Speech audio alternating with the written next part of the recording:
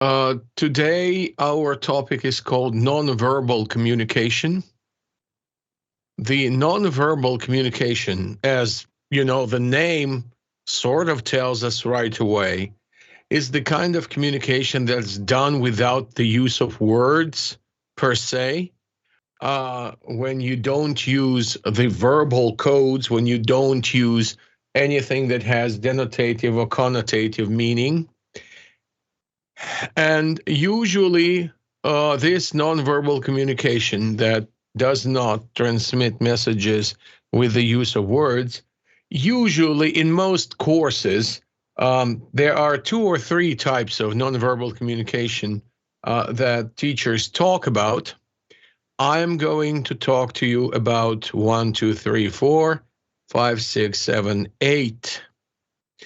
There are 8 basic types of nonverbal communication, and this is my favorite lecture to do live in the presence of my students, because I always ask the bravest of them to come up and assist me in showing different kinds of nonverbal things. Today, I'm sort of devoid of this opportunity, so I'm happy that I at least have you guys as an audience online. Now, for the next seminar, the one that comes after the verbal, we will have this nonverbal seminar. And for that, please remember the way these words are pronounced. The first word, kinesics. Kinesics is the study of gestures, facial expression, and posture. Proxemics, use of distance. Vocalics, use of voice. Tactilics or haptics, there's another term for this. Tactilics or haptics, use of touch. Oculisics, use of eyes. Objectics, use of objects. Chronemics, use of time. And olfactory communication, use of smell as a nonverbal signal. Excuse me, Mr. Morozov, slides sure. are not changing. Slides are not changing? Yeah.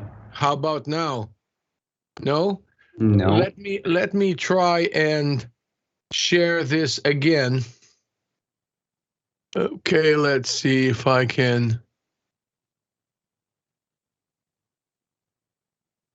Okay, let's see.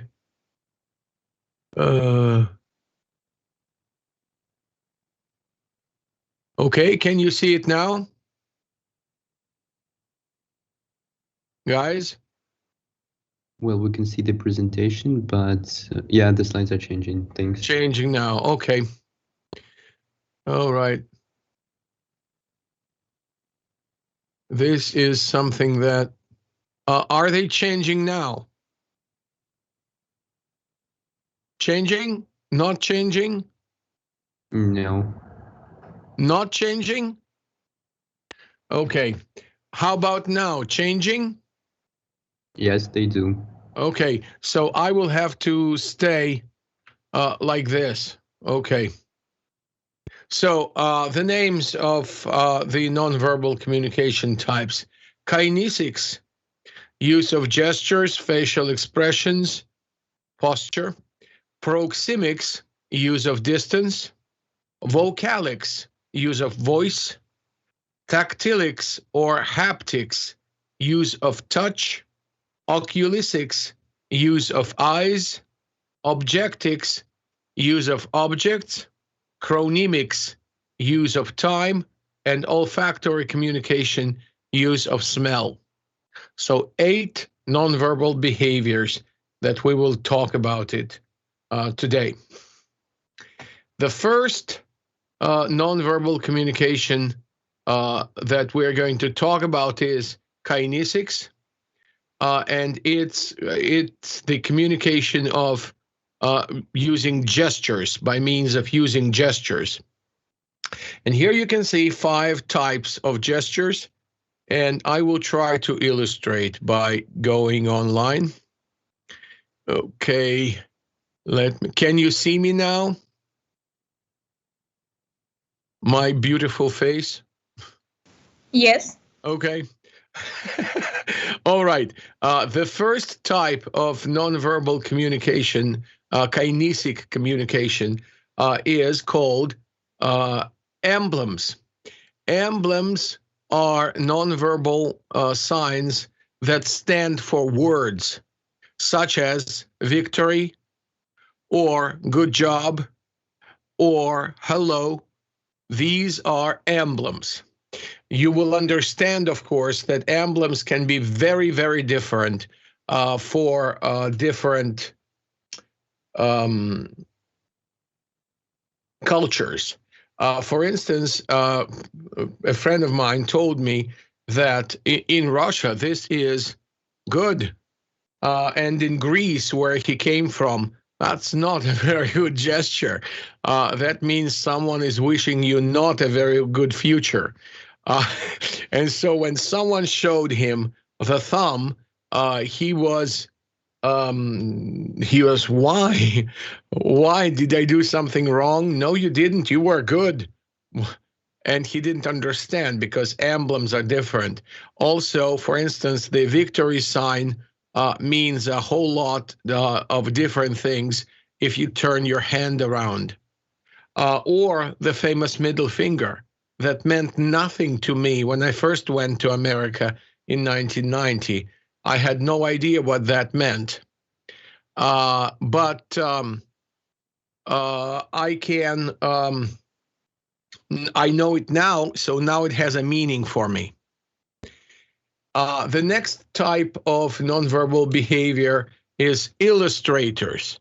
And illustrators, of course, illustrate the meaning. So basically, Andre, I can see you having lunch, and that sort of distracts me from my lecture.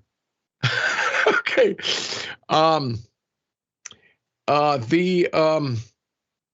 The next is illustrator. An illustrator is how you illustrate what you're talking about. So, for instance, if I'm describing something and I'm waving my hands in the air, that's an illustrator.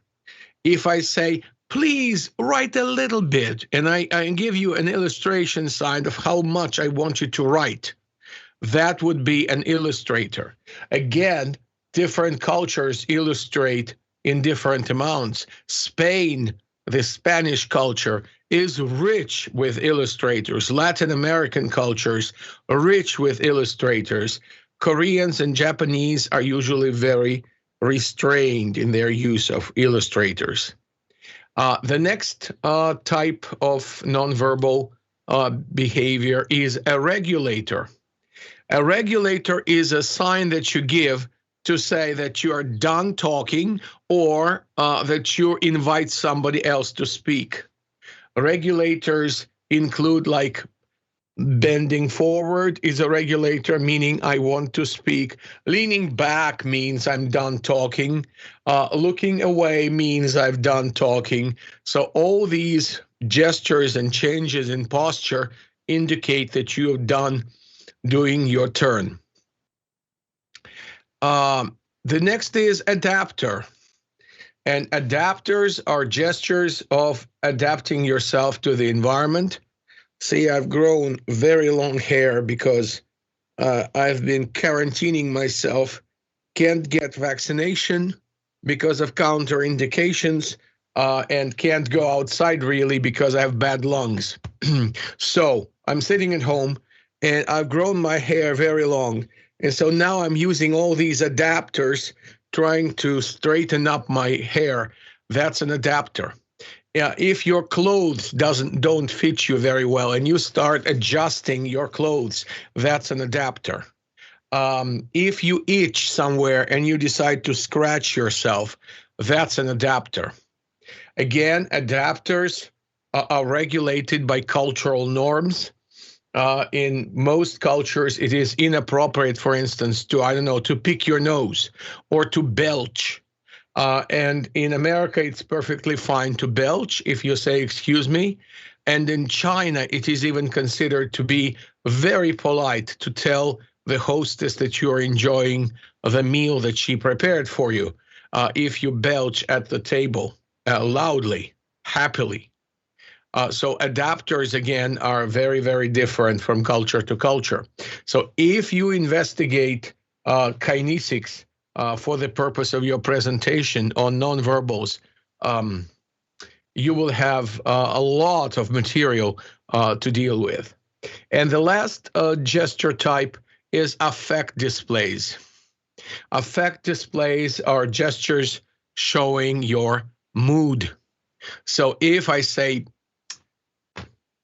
do something like this, or I say, oh, or something like that, or if I say, that's an emblem plus an effect display, you're crazy, what are you doing?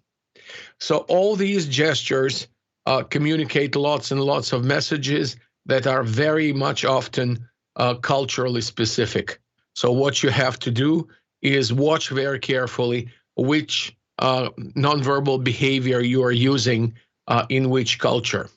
For instance, one of my students back in America told me that whenever I do this, addressed to him, that he's done a good job, that sort of makes him startle, because in Spain it means a bad thing. So I switched to doing this, but then my Japanese student told me that in some areas of Japan, this isn't good. So I just started nodding my head.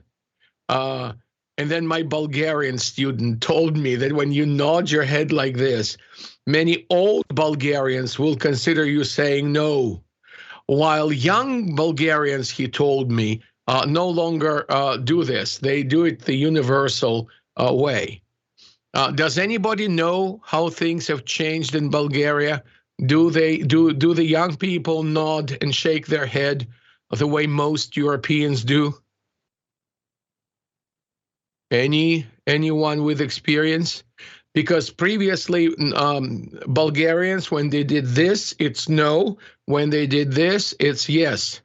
As strange as it may seem to us, the speakers of other European languages. But my student told me that is no longer true for the new generation of Bulgarians, that they do it universally. So these are the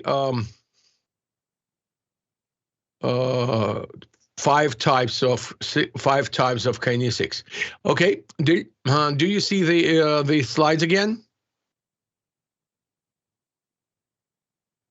Yes, no? Hello? Yes. Okay. Yes. Okay. Next, we're going to talk about universal facial expressions. Do you know this actor? Who is this actor? Anybody? This is the great Tim Roth, a English actor who almost played Voldemort in Harry Potter. Didn't in the end, but Tim Roth. And these are the 6 different universal facial expressions. They pretty much are the same wherever you go, simply because they are connected with mental activity. When you are sad, you see your eyelids droop, your eyes are less focused, your lip corners are slightly down. When you show contempt, your lip corner goes a little bit up. When you're surprised, your mouth opens, your eyebrows are raised, your eyes widen. When you're angry, you pout, your eyebrows draw down, your eyes glare, and your lips are narrowed. If you are disgusted, you wrinkle your nose and raise your upper lip. If you're afraid, your eyes pop out, your eyelids raise, your lower eyelids tense, and lips slightly part and stretched. So these are the 6 universal facial expressions. Wherever you go, you will be able to understand these 6 basic feelings. However, the rest of the emotional expressions on the face can be very culturally specific. One example that I like sharing with you during the lecture is my friend from Japan who was very bullied by Russian students who were much taller and much stronger than him. And then at one of the events, cultural events, they found out that this small little Japanese guy, very delicate, very small, very thin, was actually a karateka and could break baseball bats in half with his hands. And I came up to him and I said, why don't you kick some Russian ass? Why don't you just come up to these guys who always bully you and kick them? And he said, well, I always give them the look of contempt. I said, they don't understand the Japanese look of contempt. Neither do I, by the way. Tell me. And he showed me the way the Japanese people express contempt and anger and dissatisfaction and the feeling of, you're in my way, get out of my way. I said, they have no idea. So they think you are very weak and very tiny, and so they give you a hard time. After the show, my friends, their attitude to our Japanese friend changed diametrically. They became extremely respectful because now they were aware that he could just go ahead and break their neck anytime he felt like it. And that impressed them. But they could never guess from his facial expression what he was feeling. So be very careful when you do international business. Watch what your face expresses and share with other people the meanings of some facial expressions that they perhaps cannot fully understand. Okay. The next part is body language. Psychologists will tell you that if you do these different nonverbal behaviors in terms of posture, you communicate a certain message. But here I would say this, you should never judge a person's behavior or their character simply by looking at their kinesic posture. Because sometimes people can use these gestures not because they want to communicate defensiveness, for instance, but simply because it is more convenient for them that way. When I do my lectures, I want to show myself again. Okay.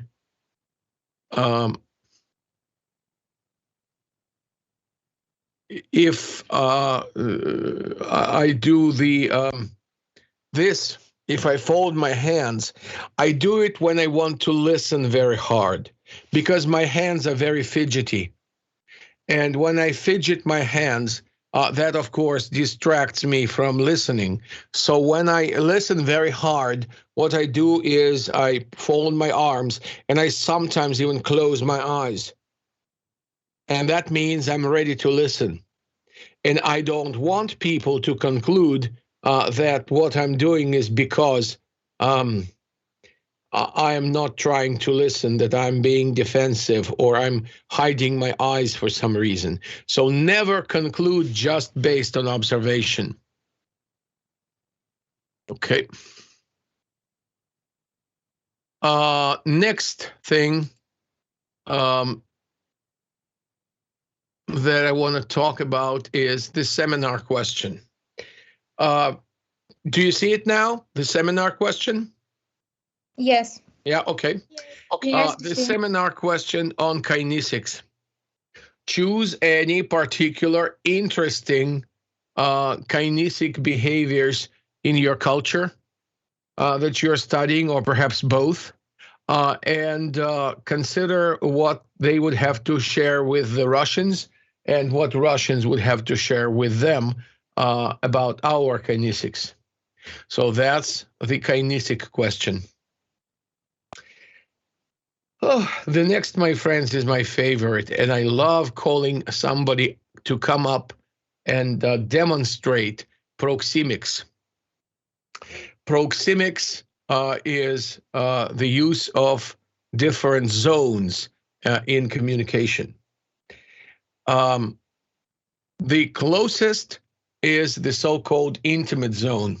It is from 0 to about 50 centimeters away from your body surface. So you only let people who you know very well or people with certain authority into this area. For example, your loved ones, your family, your significant other, your closest friends, and people who have power or position, like doctors, like rescue personnel, like police, like whoever is doing security checks. All these things, all these people are allowed into your intimate space. The second layer of space is personal, and it stretches from 0.5 meters to about 1.5 meters. This is the regular distance at which we stand and talk with each other. If a person is your close friend, they can move closer, but usually they would remain, ordinary people you're talking to would remain around 1.2, 1.5 meters away from you. The next is the social distance. The social distance is from 1.5 meters to about 3 meters, and that's the area in which you can comfortably communicate with a number of people seated around the table, for instance, maybe raising your voice a little bit to talk to people who are the furthest away. So that's the social distance. And further than the social distance, 3.1 meters and on is called public distance. And in public distance, you might require the use of a microphone, and there will have to be some regulation of what you do. Of course, I'm sure you're aware that this is also culturally dependent. In America, for instance, the personal distance is much further than in Russia. And so when you pass by somebody seating very comfortably, but you're passing within 1 meter from them, you're supposed to say, "Excuse me." In Russia, you don't say that. You just go. And in fact, we almost never say anything to people when we violate their personal space. Almost never. The social space, again, is very different across cultures. In many cultures, like in Japan, for instance, if a person increases their distance from you, if they back off a little bit, it may not only communicate that your conversation is over, as it does, for instance, in Russia, that might also mean that they are displeased with you, that they are unhappy with you. Then they move back from you a little bit more. Do consider the differences between proximical distances in your cultures that you are studying and the Russian culture. That's proxemics. The question for the proxemics is, what are the characteristic proxemic zones in your culture, and what would be the recommendation you would give to people about people being closer or not closer? One of my friends who is from Latin America, he's from Bolivia, and he said to me that in Bolivia, when you meet, you are so much closer to each other. You hug each other, you kiss each other, you hold each other's elbows.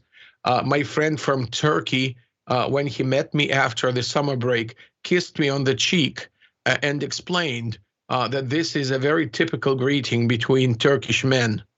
That after you haven't seen your friend for a long time, that's what you do. A Japanese student, a Korean student, told me that she was supposed to keep more than 1.5 meters away from me as a sign of respect to my position of authority. So these are all delicate issues that you might want to address if you talk about it. Okay, the next is a more complex topic. It is vocalics, and vocalics is use of voice. Many different characteristics of voice. One is accent. Accents, of course, is the characteristic features of how a certain language sounds. I don't know if I told you, but when I was at Herzen University, of course, we studied British English. And in my first year, we had to learn lots and lots of poems and stories to tell to our examiners who tested our accents. And since then, I have relearned to speak American English, as you can hear. And I never use any British English anywhere anymore. But I can still recite to you the story by Kipling called Child's Play. And that's the only thing I can say in British English. But hear how it sounds. Once a child was sitting on a roadside playing. Presently another child came along. "What are you playing at?" said the first child. And so on and so forth. It's very different. It's an accent. I've relearned, I dropped the British accent. I can no longer use it. Only if I try real hard, and then I'm not sure it comes out real well either. But accent shows where you belong. It shows from which part of the country you come from, which variety of the language you speak. And it's a very important vocalic indicator of your communication message. The next is loudness. After I give my lecture, I come out to meet my family after the lecture, and they say to me, "Shh, why are you screaming so loudly?" And I say, "I don't know." When I teach a seminar, and I know there are, 5 or 6 people, I speak quieter, but when I give a lecture, even though, how many people are there? Let me see. There are 15 people. Thank you guys for coming. Anyway, the loudness of my voice is nevertheless much louder than when I speak one-on-one. The tempo is how fast you speak. Please do not speak too fast in order to show how fluent you are. I try real hard not to hurry up too much when I speak to you guys, although I could go probably 3 times faster. I try not to. And if I go real fast, you stop me and you tell me to slow down. But your tempo is never an indication of how professional you are. It is much rather a sign of you being shy or you being worried or nervous. Pitch is how high or how low your voice is. Cadence is how much your voice changes from how much variety you bring to your pronunciation. A rate of speech is how many words you say and how carefully you enunciate the words. Nasality is how much of the air goes through the nose. And the tone is the individual characteristics of your voice. Now, the vocalic features of communication are subdivided into several categories. The first one is the so-called vocal characterizers. Vocal characterizers. And these vocal characterizers are laughing, crying, yawning, and so on. Seemingly, in every culture, people laugh, cry, and yawn in the same manner. But no. The characteristics with which people do this, with how they laugh, how they cry, and how they yawn, will be different from culture to culture. Russian people laugh very loudly. I can sometimes hear people laughing outside, or I could hear people laughing from another room when we were teaching face-to-face. Crying publicly is sort of accepted in Russia. Quite a few people do so, especially in various sad circumstances. Yawning is considered to be rude in the Russian culture, and we try to hide it as much as we can. So culturally, these manifestations are different. The next is vocal qualifiers, such as volume, pitch, rhythm, and tempo. In Arab culture, for instance, speaking loudly means that you're being sincere. And in North America, if you speak very loudly, you sound aggressive. The next is vocal segregates, fillers or sounds such as oh, or or like, or all kinds of vocal garbage. I'm trying real hard not to use too many of those when I lecture to you guys. Although usually when I speak English, like I converse with people on an ordinary day-to-day basis, I notice myself using lots of these segregators, which is not a very good idea if you want to sound professional.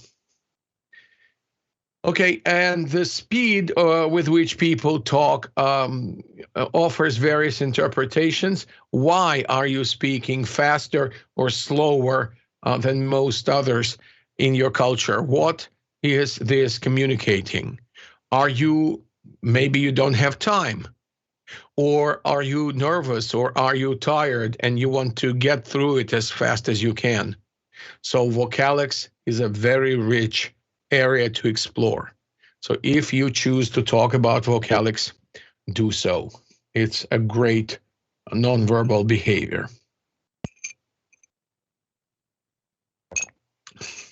The seminar question would be, what are some vocal characteristics that would be different between your culture and Russia, and what adaptations people would have to make if they travel?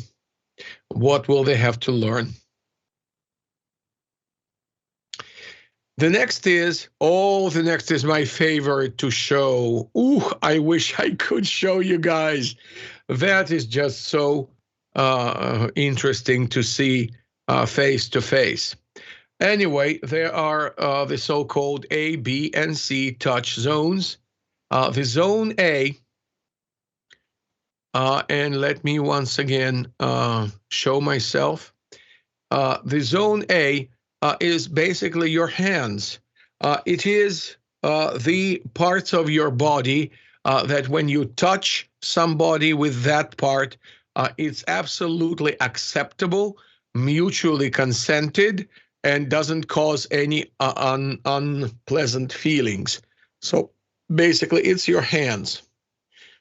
You can sometimes touch a person's arm if you are close friends. Okay. Zone B is the zone where if you touch the person, they would turn and say, what? So that's basically most of your body, your sides, your arms, maybe your legs, maybe your back, if somebody knocks on your back. these are the areas where you say, what happened? You turn, you don't expect to be touched there. And zone C is where if they touch you there, you kick them. Unless you have a special relationship and you love that person, or if that person has power to do so. It is your face, it is your ears, your eyes, your nose, your face generally, your chest, and the area around your pelvis, where nobody is allowed to touch unless they are your lover, unless they are your close family member that for some reason, needs to do this. And if it is a police officer, doctor, a rescuer, somebody doing a professional service in the conduct of which you are allowed to touch in that area. Again, this is culturally very, very specific. For instance, in America, people hug and hug a lot, actually hug much more than in Russia. And my American mother, the woman in whose family I lived, she would hug me like 10 times a day. She believed that Russians hugged every time, which we, of course, don't, or many of us don't. And that was perfectly fine for her. The amount of hugging behavior was totally fine. Now, when it came to my friend from Japan, Yoshiko, he would not touch anybody, really. And my friend from Javal, my friend from India, he wouldn't even shake hands. He would just give the Indian greeting and wouldn't allow to touch his hands even. So the amount of nonverbal touch that is allowed is very different among different cultures. Okay. Now, the duration of touch is also a very interesting concept. God, I wish I could be in class right now because I make everybody laugh when we do this. I ask a volunteer to shake my hand, and we would go through the stages of Russia, which is about. No, first America, which is about 4 or 5 seconds. Then Russia, which is about 7-10 seconds. Then Latin America, which involves also a pat on the back in 15 seconds. And then Turkey, where you shake hands until you reach a deal. Everybody just dies laughing, and the courageous volunteer gets a good grade in my class. Okay, so touching behavior can be very different in terms of duration. How long can you do it? Now, the occasion of touch is also important. On which occasion is it all right to touch a person? And I always give an example of if I think that the person is feeling sad, if I think that they are, for one reason or another, distraught and unhappy, I can give them a touch on their shoulder or semi-hug them to show my support, and that's perfectly fine, although I would never do it in any other circumstance. And finally, gender and touch, or touch between men and women. Ladies in my class, lucky you. Women can touch anybody. They want to touch other women, go ahead. You can kiss them, you can hug them, you can hold hands, you can do whatever. You want to kiss guys? Go ahead. You can kiss guys, hug guys, walk with guys, do whatever. Now, gentlemen, sorry. If guys give each other a hug, like close friends, I call it in Russian, one of my friends call it объятие с косточкой. And I find this so very interesting, because how do guys hug? They put up their elbow like this ahead. And so when they hug, they sort of do not, women hug like this. Yeah, they just go, oh, a bear hug. And guys hug like this. They leave space. They leave space between themselves and the other person. And I find it a cultural specificity of Russian hugs. American guys hug, bear hug. They just hug you like this. And this is, again, very culturally specific. How are you allowed to hold hands if you do? And for how long? Between girls, go ahead. Between guys, well, if I am my fat person and I'm trying to climb over a pile of snow and a friend of mine gives me a hand, that's perfectly fine, which they always do. when I go outside, oh my God, I can't. Usually somebody comes up and helps me, and that's perfectly fine. But were I to walk down the street and hold my good friend by the hand, I would get many, many looks. Although it could be the supportive type of touch, or, well, hell, if I am good friends with a person and I like them and I hold their hand, and it would be frowned upon in Russia, it would be accepted in Turkey, it would be accepted in Latin America. The duration of this touch and the occasion of this touch will be very culturally specific. So try not to offend the culture by inappropriate touching. Going back, the tactilics question: what recommendations on using touch would you give to people traveling between the cultures you're studying and Russia? The next nonverbal communication is oculesics, and it's a huge slide, but that's because I want you guys to have this reference information. Generally speaking, there are three types of gaze. Let me once again show my lovely fat face. So the Americans, I will now have to stare at the camera. The Americans, they look at you like this. They basically just kill you with their eyes. They look directly into your pupils and they nod their head without moving their eyes. Have you seen that? Those of you who have been to America? Okay. Russians, we look around the face.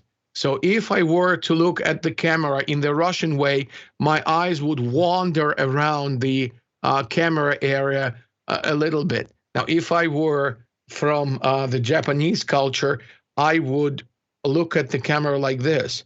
I would have it somewhere in my vision field, but I will not focus my eyes on it. I would look down. And the duration during which you stare into the person's face can also be very different. Okay. There is this beautiful theory, neuro-linguistic programming, NLP. I don't know if you know about it. Was very popular about 20 years ago, no longer popular. But what it tells you is that eyes move in a certain direction when you construct your visual symbols. You move your eyes up and to the right. When you bring memories back, up and to the left. When you remember sounds, you look left. If you construct sounds, you look right. If you remember emotional feelings, you look down and to the left. If you recall the emotional memory and sensations, down and to the right. And they have this very elaborate system of how to interpret these IQs. To give you an honest response to this, my friends, we tried it with several generations of my students. Bull. None of that is true. Well, at least not with the students that I tried it on. We tried many different exercises. It never worked. Not once. Maybe a couple of people demonstrated it, but only a couple. Most other people behaved in a totally different way. I guess that's because there is a great synesthetism where the systems switch in your brain, switch very quickly from visual to audio to kinesthetic. And so your eyes, they move like lightning back and forth, and you can never say, what is this person thinking right now by just watching their eyes. But there was such a theory. Seminar question, eye behavior in your culture and the culture of Russia, and how would they interfere with meanings in personal and business communication? Okay. Next, objectics. Objectics is the study of different artifacts and the way you use them. For instance, objectics, one of the types of objectics is clothes. The way you are dressed. If I am teaching at the university, I would put on a shirt.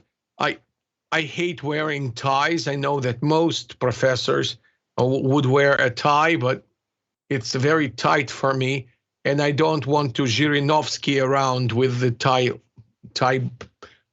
this button open, so I never wear my tie. I always look like this, and I like to be more relaxed usually in my clothing, because for fat people it's very hard when your clothing is tight. But in these pictures you can see people wearing different dresses, different outfits, and the woman on the right is definitely doing something connected with cheerleading or sport in particular. I think she's a cheerleader because of what she's holding in her hand. And the two women to the left and in the center, they are either wearing a national dress on a certain holiday, or they are wearing their habitual apparel, the way they're dressed in their everyday life, depending on the country where they live. Whenever they go abroad and they want to showcase their culture, that's how they would dress, to underscore their national heritage.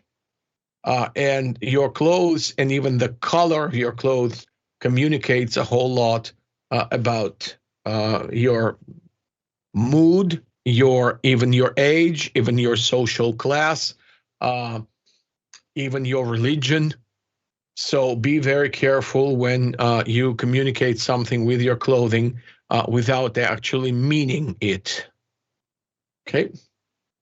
The next is accessories. And I want to ask you guys, does anyone know who this woman is? Anybody? An actress? No. She's familiar. Well, she is an actress too, but her main job is a talk show host. Do you know her? Anybody? Oprah Winfrey. Oprah Winfrey is the richest, the #1 richest TV talk show personality in the world. She's many times a billionaire. Why I have her here is because she doesn't dress too poshly, and she went into a store one day where she wanted to buy, I think it was a bag, And when she went into the shop, and it was a premium segment shop, she went into the shop and she wanted to buy a very expensive handbag. And the woman who worked in the shop said, "Oh, I'm sorry, ma'am, this is not what you would like. Maybe you would like this." And she took her to the part of the shop where there were much cheaper bags. She didn't recognize Oprah, but by her I'm clothes. sure it was not because of her clothes, because she was black woman. Both. Her clothes and her color. Yeah, both, of course. But she concluded that being a black woman and wearing the simple clothes that she was wearing at the time, she was not able to afford the bag. And when she said who she was, I don't remember how it ended. She talks about it in one of the YouTube videos, and you can find it, where Oprah shares this experience. I don't remember what it ended with, whether she actually bought the bag or whether she showed her who she was, but she was very offended. But by your accessories, by what you wear, by what you carry, what your jewelry is, people make lots and lots of conclusions. Be very careful with that. The next is food. The food you eat communicates your tastes, but it also communicates a certain status, and it very often carries a message. A Russian cuisine is not very spicy, for instance.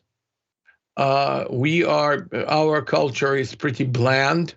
We don't use many spices, many hot sauces, many herbs in our cooking. And so we are not used to cuisines like that of Thailand or Korea or Japan, where there's many, many delicate and strong tastes. And when you use a certain flavor, a certain taste in your cuisine, that often characterizes your culture, as curry has come to stand for India, as kimchi spices have become to mean Korea, as garlic, I'm sorry, came to mean Russia and Ukraine, both onion and garlic. So these tastes and these smells are characteristic for certain cultures. Also, there are foods that show status. A friend of mine who prides himself on being very rich, whenever I go to see him, he would serve me oysters, he would serve me prawns, he would serve me expensive sushi, he would serve me tiramisu, like real tiramisu, which costs a gazillion rubles. He would serve me all kinds of delicious foods to communicate his status. I can never afford to do the same for him. And finally, food often sends messages. As for instance, you eat certain things on your birthday, you eat certain things on Easter. A Russian Orthodox Easter is coming up. Congratulations to those of you guys who are Eastern Orthodox and celebrating this weekend. You will be eating certain Easter foods. Many other religious traditions have their own foods dedicated to certain holidays. And the message that this food communicates, of course, is the message of Easter for the Christians. And for instance, in the Hindu religion, there are lots of foods that communicate certain messages. Like, I don't know, does any one of you know what the name of that food is? It's like round cookies in syrup, and they're served to you by people of Hindu religion. And you're supposed to take as many pieces as you like, and it is best that you take 3. I unknowingly took 3 pieces, and my friends who were of Hindu religion, they were very grateful to me that I took 3 pieces. It meant for them that I came to their house with good intentions, although I was not aware of this fact. I was also eating on several occasions matzah at Jewish events. I was invited one day to an Afghan home to have a party on a big Muslim holiday. And so I tried those foods too, which included baked sheep, the most delicious thing I've ever eaten in my life, I must tell you. And all kinds of other foods that send messages, usually religious messages, sometimes social. So food tells a whole lot. And finally, artifacts. Artifacts are these memorable things that you exchange with others that represent culture. Here you see the traditional Japanese theater wooden mask that performers wear when they perform in the Japanese theater. But there are other cultural artifacts, such as the Russian samovar, or Russian matryoshka, or Russian balalaika, or Russian vodka for that matter. These are the things, when you see them, you immediately say Russia.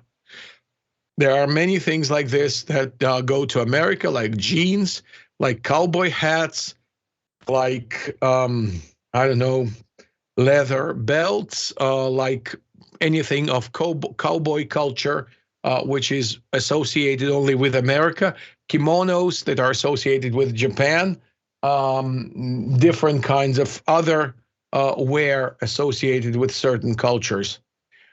This is a very interesting concept to explore. So if you're studying for your culture and objectives is one of the most important behaviors, you can choose that for our next seminar. Okay. After that, chronemics.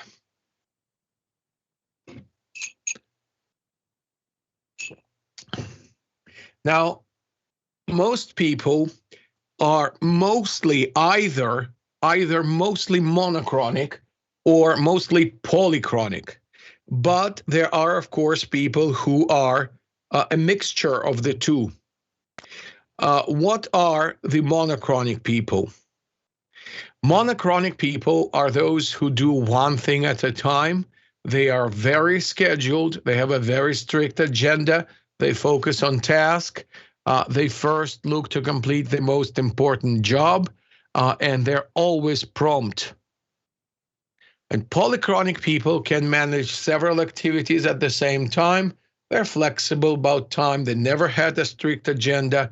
Their main focus is not on task, but on relationships. And the relationships are more important than jobs. And the more important the relationship is, the more prompt they are with you. It is in many ways cultural, but most of all, it is related to how your brain works. People who are logical, people who have very strong cognitive ties between concepts, they're usually monochronic. Your teacher, I'm painfully monochronic. I'm almost never late, like, I don't know, one time in 100 that I would be late simply because I missed something. Usually I'm here on time. As you probably noticed, I'm always on time. I don't remember ever being late to my lecture in my recent memory. Nope, not a single time. One time I took a wrong bus and it took me around the corner, and then I had to run back and get onto another bus to return to Kantemirovska, but that was a mistake on my part. Usually I'm always on time. And polychronic people, on the other hand, are more creative. They are more flexible. They can accommodate you. Monochronics can never do that. They would just say, no, sorry, no time for you. Polychronics are more friendly, more focused on making you happy. Russian people are mostly polychronic, mostly. There are some of us who are logical and monochronic, but we are very few.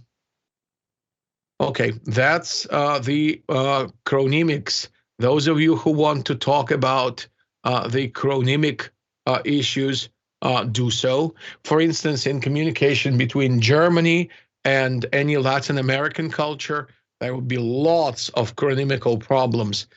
Russians and Americans also have lots of chronemic problems. Japanese and, say, Indians would have a different type of a chronemic problem between themselves too. So if you want to study that. And last but not least is the olfactory communication. The olfactory communication consists of three things. Thing number one is your body odor. If you're walking down the street in strange weather, and then you suddenly smell fresh spring rain, that's an American. Every American person, with some deviations, but usually is a very pleasantly smelling persona. Americans are absolutely critical about body odor, and they would encourage you to smell fresh, whatever the situation. Many people in Europeans are more tolerant, but they would still prefer that you smell good, that there is a cologne or an antiperspirant, something, deodorant, something on you to make you smell better. However, there are regions out there in the world where, because of hot weather, because of traditional clothing, because of just the attitude to natural smells of the body, body odor is normal, it is expected, it is not frowned upon, it is tolerated. And so in intercultural communication, very often the problem of body odor comes around and is quite important. So you have to study the attitude of the culture that you are involved with, what's their attitude to body odor, and behave accordingly and accept their way of going about it. The second is fragrances. What kind of fragrances do people use to mask their body odor or to change their body odor? I had two particular circumstances. One was in America. A person came up to me and he said, "Oh, let's not go eat with that guy." I said, "Why?" He said, "Because he has this terrible cologne." And, you know, to my Russian mind, he smelled normal. It was a pretty heavy scented Indian cologne. He was from India. It was pretty heavy scented, but it was nice. It was just a bit on the heavy side, but for Americans, it was just absolutely unacceptable. And he never dined with any American student. He always dined with the Russians or with other people. They thought him to be very strange smelling. And the other incident occurred to me about 6 years ago when I was in Estonia. And my dorm mate came up to me and said, "Did you notice any weird smell around the apartment?" Oh, and you know, I'm fat and I'm sometimes sweaty, and I was about to apologize, and I was about to say, "Oh, you know, if it was me, I'm sorry. I'll try and, you know, take better care of myself." And he said, "No, that's not you. No." And he started talking about another of our flatmates who was from Azerbaijan, and again it was not his body odor, it was the fragrancy that he used, which was quite unusual. Again, to my Russian nose, it felt okay, but to a guy from Finland and a guy from Poland, it didn't smell good. And so we had to discuss the fragrances in our apartment. So that happens too. And finally, the smells in situational context, which is, for instance, how does the church smell? What's the smell of the church? You would have different expectations in different cultures. Or what is the smell of a hospital? In many Russian hospitals, we have this terrible smell. I know the very distinct hospital smell. And maybe some of you who have been in hospitals, you know that even when the hospital is very clean, it still has this distinctive smell of a hospital, or a smell of a cheap apartment, or a smell of a museum or a library. Very specific smells in the situational context that bring you memories of that place. And you will find that in other cultures, these specific places may have totally different smells.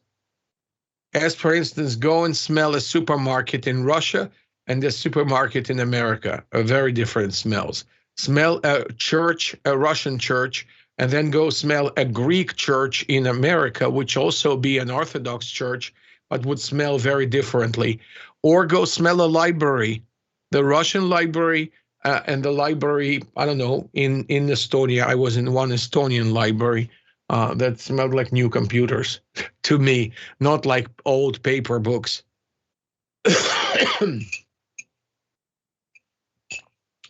These smells in situational context also communicate a lot about culture and may have an influence on how people view the situation. That's the final one. Okay, for the next seminar, next week, you and I meet with the second bunch of groups to talk about verbals. And then in 2 weeks, or whenever the next, we have a holiday break, whenever the next lecture is, we're going to have our first seminar on nonverbals. So whoever had their verbals seminar today, the next of yours is nonverbals with me. People start asking, do you mean Dr. Lisowski? No, my part of the course. The nonverbals come next. Choose one or maybe two different nonverbal behaviors and show the details about them. Again, aim for, I don't know, 5, 7, 10 minutes maximum to talk about. Any questions on nonverbal behavior? No? Okay. Then I'll see some of you at the seminar in 20 minutes or so, whenever it is. Let me see. In 30 minutes. I'll see you in 30 minutes. The rest of you guys have a very good day.